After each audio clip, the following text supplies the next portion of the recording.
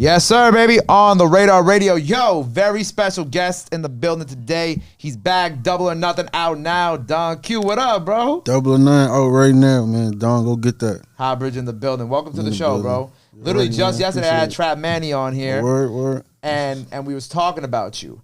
And I told him, and I promised him this, that I would start this interview off by giving you your flowers.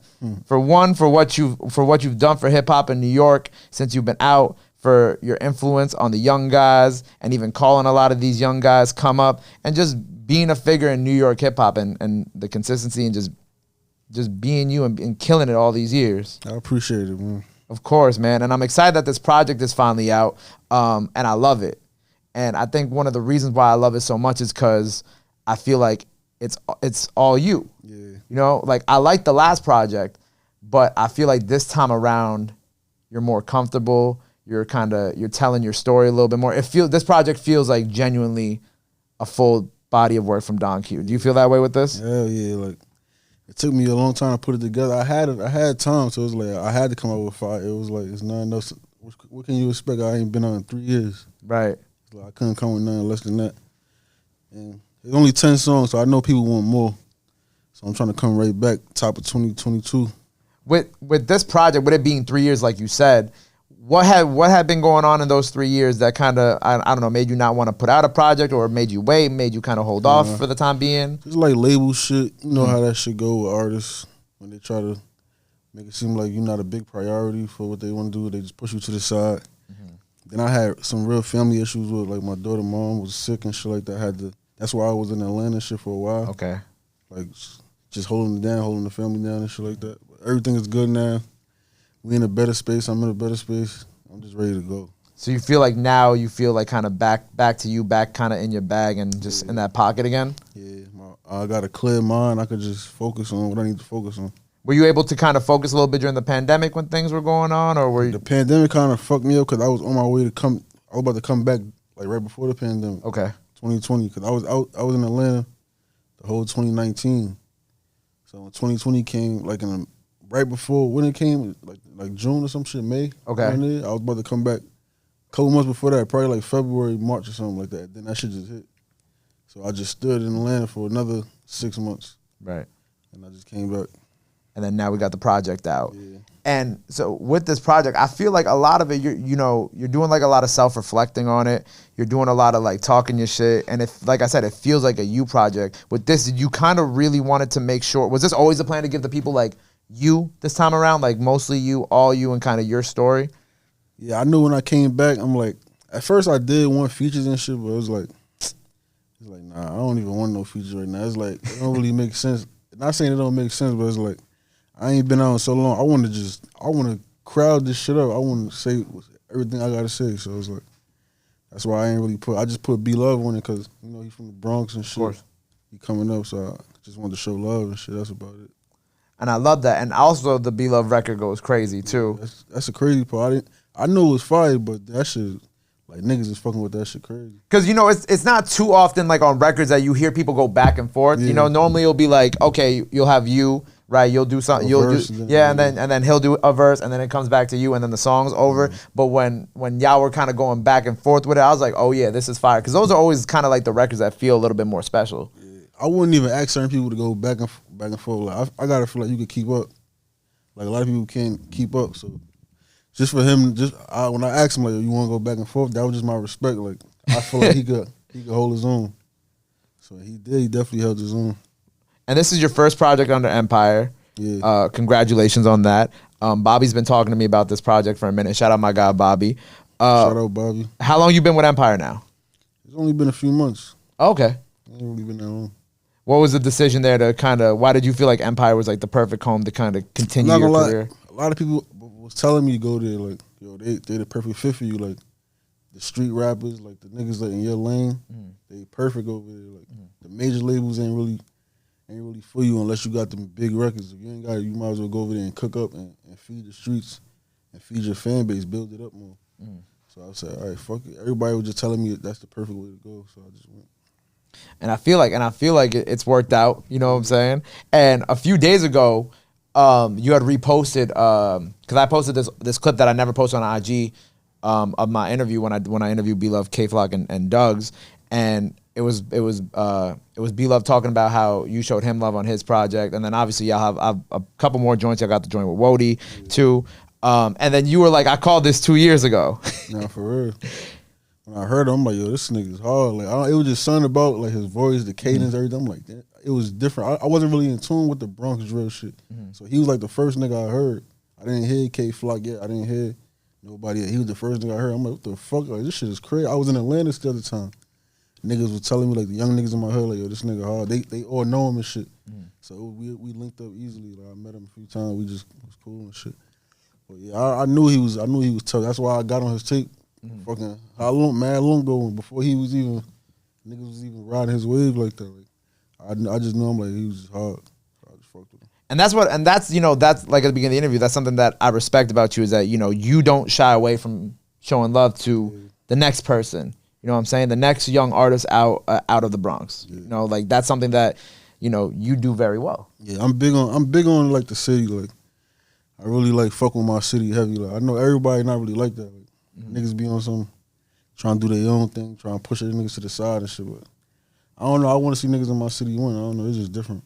Which I even saw you tweet. You tweeted that. You were like, I want to see everybody win. Yeah. You know what I'm saying? Not even on no drama, no nothing like that. You want to see everybody just win. Yeah. For real. And you even, because you even hopped on Wody's joint, and, obviously I spoke to Wody about that. So I feel like what I want to ask you here is, what advice do you give these young guys when you first, start working with them? Like, going through what you've gone through, what is Keep your circle tight and just stay focused. The shit could just go away like that. You could be on to something and then you slip up a little bit and it's over. Right. So just stay focused. And how can we because you were talking about, people showing love to the next person, how can we get to like a better point with that in New York? Like, what would you think would need to happen or like the steps that some artists would need to take to be able to bridge that gap better? The main thing is the king shit. That stigma is like everybody that come up and start getting high is like, I'm the king. So it's like you just saying you better than everybody else, basically. That's how like New York niggas just like, I'm better than everybody else. Word. That's just how we are, but it's like, damn, we gotta get out of that shit. Like, we ain't gonna really win like that, because all we doing is knocking one nigga down and trying to go up instead of just bringing everybody up together. Right. So it's just, I feel like those are conversations I have behind the scenes with a lot of people too, because I'd be like, yo, if you think about it, like, if y'all all did some records together, like, it could go viral, because people will be like, oh shit, I never thought that I would see, X, Y, and Z do a song together, this person do a song together. And like, even like going, like, I know now it's kind of with a lot of the music now, it's like, okay, now you're starting to see like the Bronx and Brooklyn, like the drill stuff cross over. But even with that, it's like, if you would just work with and extend that olive branch, you never know what could happen. It could really change the way that everything works.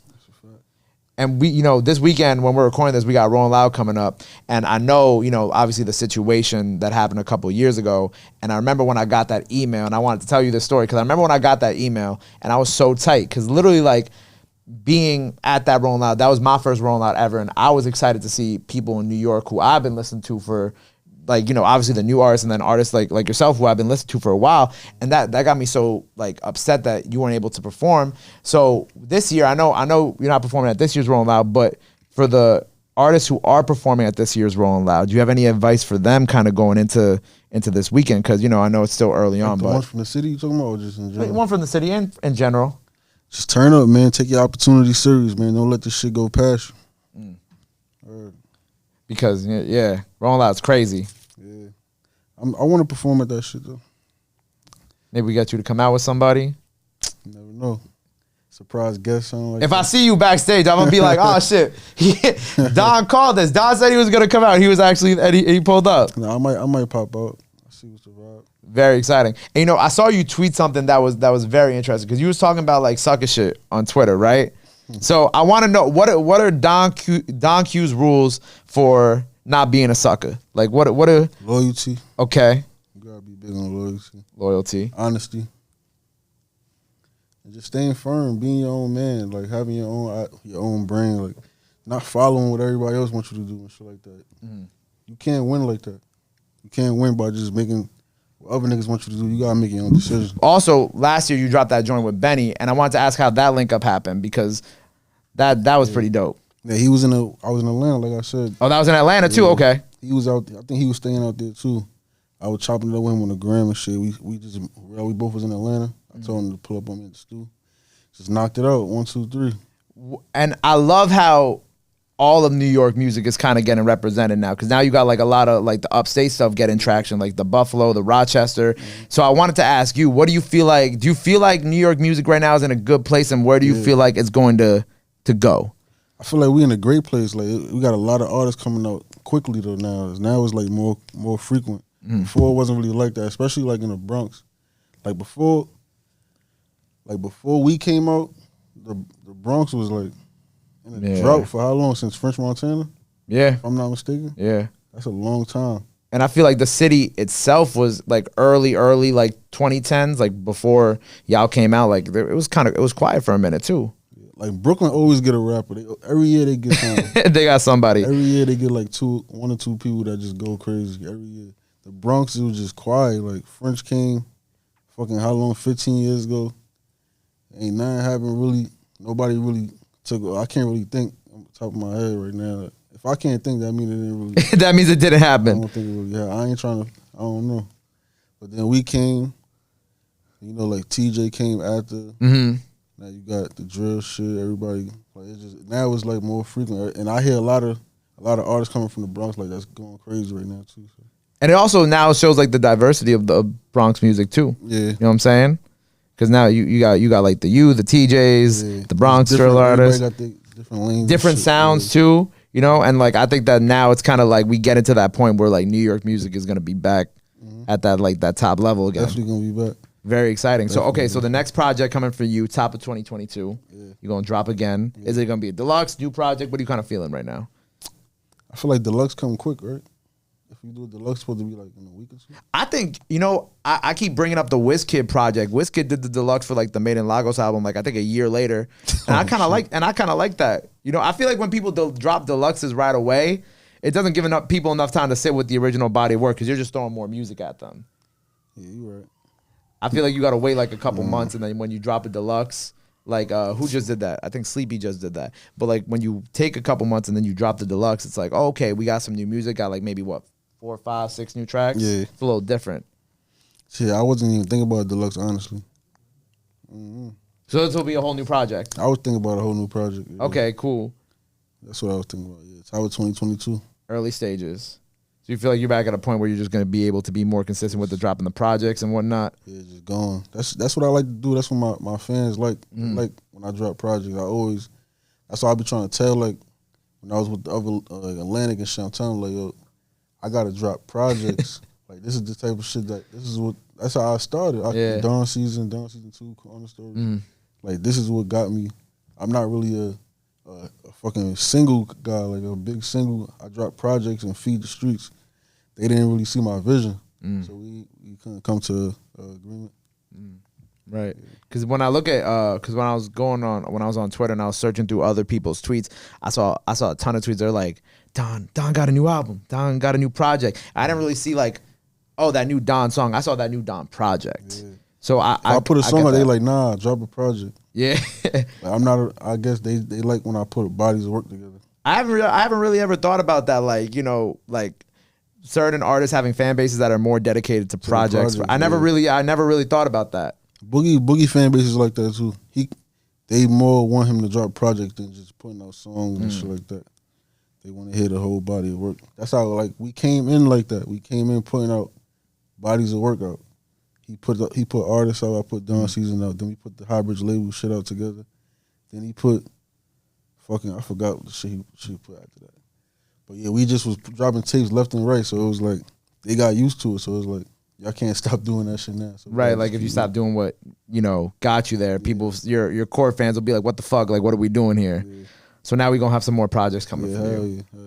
Very exciting, very exciting. Well, I'm happy you came here to visit me today. I'm happy that I got 2 people from Highbridge in the building this week. It was very exciting, very dope.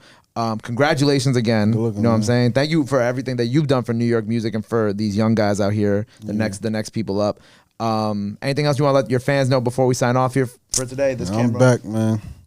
I'm back. No more bricks. Next break, I'm gonna be retiring. Next time I take a break. Which won't, well, not for a long time. Hopefully. Look at him. He's smiling like that. Like, nah, you can't go away like that, bro. No. We here. We here. Well, make sure y'all go get that Double or Nothing out now. Till next time, Don Q on the radar. Ready. I appreciate you, bro. Love.